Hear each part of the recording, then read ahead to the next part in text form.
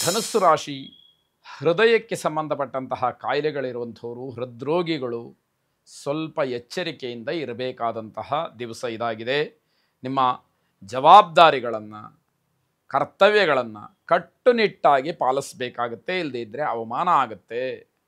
ಪರಿಸ್ಥಿತಿ ಯಾವುದೇ ಇರಲಿ ಅದನ್ನು ಯಾರೂ ಕೂಡ ಕೇಳೋದಿಲ್ಲ. ಅದರಿಂದ ಶಿಸ್ತುಬದ್ಧವಾಗಿ ಅದನ್ನು ಪಾಲಿಸಬೇಕಾಗತ್ತೆ.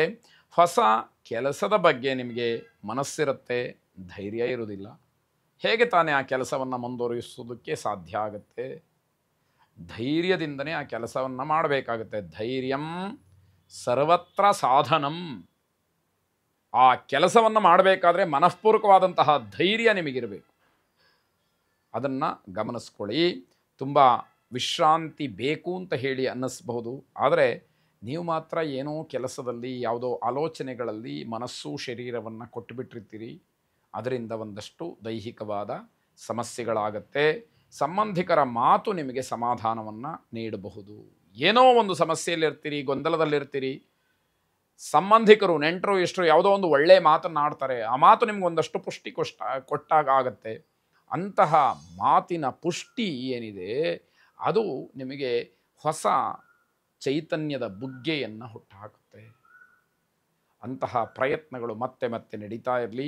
ಕೆಲವು ಕೆಲಸಗಳನ್ನು ಸಕಾಲಕ್ಕೆ ಮುಗಿಸಿಬಿಡಬೇಕು ಅಂತಕ್ಕಂತಹ ಒತ್ತಡಗಳು ಬರಬಹುದು. ಎದೆಗುಂದದಲ್ಲೇ ಆ ಕೆಲಸವನ್ನು ಮಾಡಿ ಹೆಸರನ್ನು ಪಡೀರಿ ಅಂತಕ್ಕಂಥದ್ದು. ಸೂರ್ಯನಾರಾಯಣನನ್ನು ಪ್ರಾರ್ಥನೆ ಮಾಡಿ ಶುಭವಾಗಿ. ಮಕರ ರಾಶಿ ಉದ್ಯೋಗ ಬದಲಾವಣೆ, ಸ್ಥಾನಪಲ್ಲಟ ಇತ್ಯಾದಿಗಳ ಸೂಚನೆ ನಿಮಗೆ ಬಹಳವಾಗಿ ಬರತಕ್ಕಂಥದ್ದಾಗಬಹುದು. ಬೇರೆಯವರ ತಪ್ಪುಗಳನ್ನು ಹೆಕ್ಕಿ ಹೇಳುವ ಬದಲು ಅದಕ್ಕೆ ಸೂಕ್ತವಾದಂತಹ ಸಲಹೆಯನ್ನು, ಸಹಾಯವನ್ನು, ಸಹಕಾರವನ್ನು ಕೊಟ್ಟು ಪರಿವರ್ತನೆ ಮಾಡ್ತಕ್ಕಂಥದ್ದು ಯೋಗ್ಯವಾದಂತಹ ಕೆಲಸ ಅಂತ ಹೇಳಬೇಕು. ಬೇರೆಯವರ ತಪ್ಪನ್ನು ತಿದ್ದಿ ಹೇಳುವಂಥದ್ದು ತಪ್ಪಲ್ಲ, ಆದರೆ ಅದಕ್ಕೆ ಯೋಗ್ಯವಾದಂತಹ ಸಮಯ ಮತ್ತು ನಿಮ್ಮ ಮನಸ್ಥಿತಿ ಹೇಗಿದೆ ಅದು ಮುಖ್ಯವಾಗುತ್ತೆ. ಅವರನ್ನು ಕಷ್ಟದಿಂದಲೋ ಅವಮಾನದಿಂದಲೋ ಪಾರು ಮಾಡಬೇಕು ಅನ್ನುವಂತಹ ಸದುದ್ದೇಶ ಇಟ್ಟುಕೊಂಡು ಅವರ ಕೆಲಸವನ್ನು ತಪ್ಪು ಅಂತ ಹೇಳಿದರೆ ಅದಕ್ಕೆ ಒಂದು ಅರ್ಥ ಇದೆ.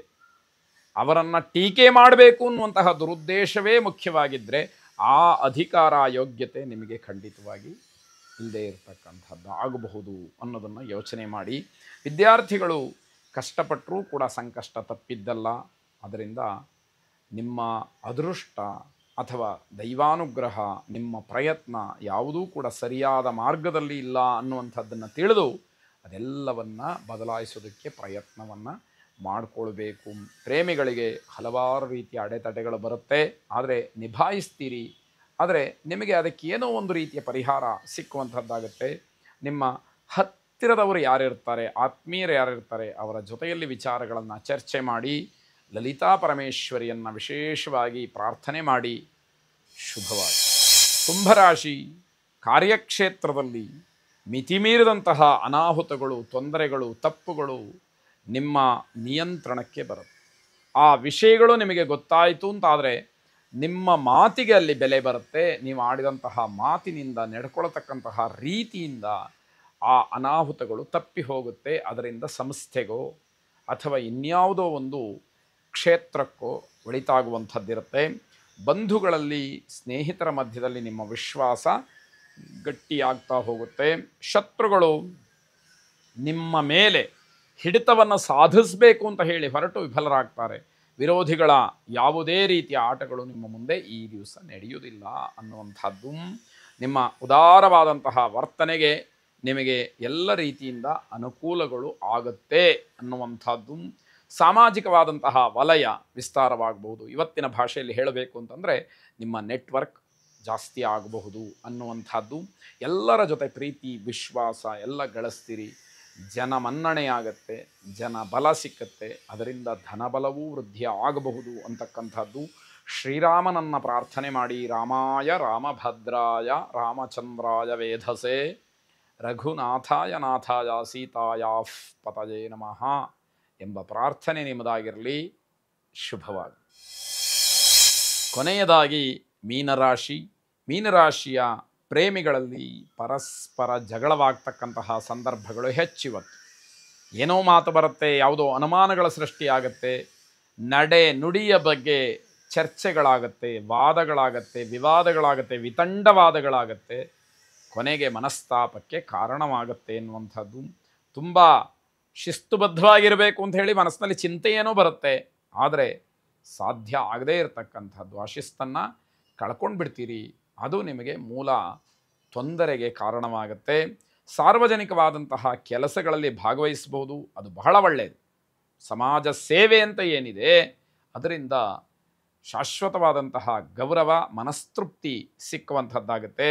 ನಿಮಗೆ ಬೇಕಾದಷ್ಟು ವಿರಾಮ ಇರುತ್ತೆ, ಆದರೆ ದಿನಪೂರ್ತಿ ವ್ಯರ್ಥವಾಗುವಂತಹ ಸಾಧ್ಯತೆಗಳು ಹೆಚ್ಚು. ಏನೂ ಮಾಡೋದಿಲ್ಲ ಅನ್ನುವಂಥದ್ದನ್ನು ಸ್ಪಷ್ಟ ಮಾಡಿಕೊಳ್ಬೇಕು.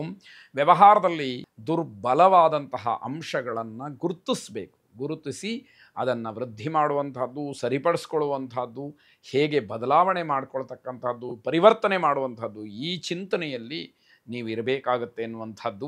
ಏಕಾಂತದಲ್ಲಿ ಕುಳಿತು, ಒಬ್ಬರೇ ಕುಳಿತು ಆತ್ಮಾವಲೋಕನವನ್ನು ಮಾಡಿಕೊಳ್ಬೇಕಾದಂತಹ ದಿನ ಇದು. ಏನು ನಿಮ್ಮಿಂದ ತಪ್ಪಾಗಿದೆ, ಯಾವ ಬದಲಾವಣೆ ಆಗಬೇಕು, ನಾನು ಹೇಗೆ ಸರಿಯಾಗಬೇಕು, ಕೋಪ ಇದ್ದರೆ ಹೇಗೆ ಕಡಿಮೆ ಮಾಡಿಕೊಳ್ಬೇಕು, ಆಲಸ್ಯ ಇದ್ದರೆ ಹೇಗೆ ದೂರ ಮಾಡಬೇಕು, ನನ್ನಿಂದ ಮನೆಗೆ, ನನ್ನ ಪರಿವಾರಕ್ಕೆ, ಸಮಾಜಕ್ಕೆ ಏನು ಒಳಿತಾಗ್ತಾ ಇದೆ, ಏನು ತೊಂದರೆ ಆಗ್ತಾ ಇದೆ, ಯಾವುದನ್ನು ಬದಲಾವಣೆ ಮಾಡಿಕೊಂಡ್ರೆ ನನ್ನಿಂದ ಒಂದಷ್ಟು ಒಳ್ಳೆಯದಾಗುತ್ತೆ, ಇವೆಲ್ಲ ಯೋಚನೆಗಳು ಬರಬೇಕಾಗತ್ತೆ. ಕುಲದೇವತಾ ಆರಾಧನೆ, ಕುಲದೇವತಾ ಪ್ರಾರ್ಥನೆ ಮಾಡಿ ಮನಃಪರಿವರ್ತನೆಯಾಗಿ ಸರಿಯಾದಂತಹ ಕೆಲಸಗಳಲ್ಲಿ ನೀವು ಭಾಗಿಗಳಾಗಿ. ಶುಭ.